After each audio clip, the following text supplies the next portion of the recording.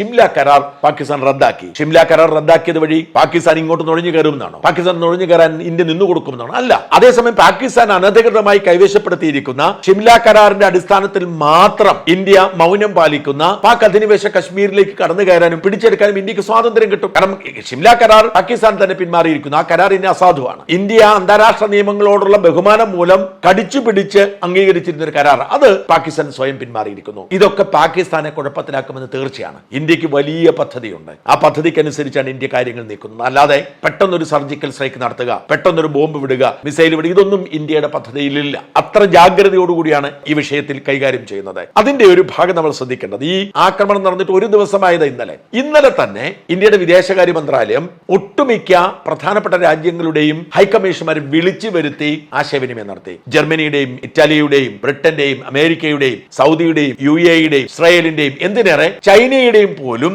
പ്രതിനിധികളെ വിളിച്ചു വരുത്തുകയാണ് ഇന്ത്യ. എന്നിട്ട് അവരോട് എന്താണ് സംഭവിച്ചിരിക്കുന്നത്, ഞങ്ങൾ എന്ത് നിലപാടാണ് എടുക്കുന്നത് എന്ന് വിശദീകരിച്ചു കൊടുക്കുക. അതായത് അന്താരാഷ്ട്ര പിന്തുണ ഉറപ്പിക്കുകയാണ്. ഈ അമേരിക്കൻ പ്രസിഡന്റ് ട്രംപ് ആവേശഭരിതനാണ്, എന്ത് വേണേലും ചെയ്തോക്കൂ എന്ന് മോദിയെ വിളിച്ചു പറഞ്ഞിട്ടുണ്ട്, നെതന്യാഹുവിനെ വിളിച്ചു പറഞ്ഞതുപോലെ.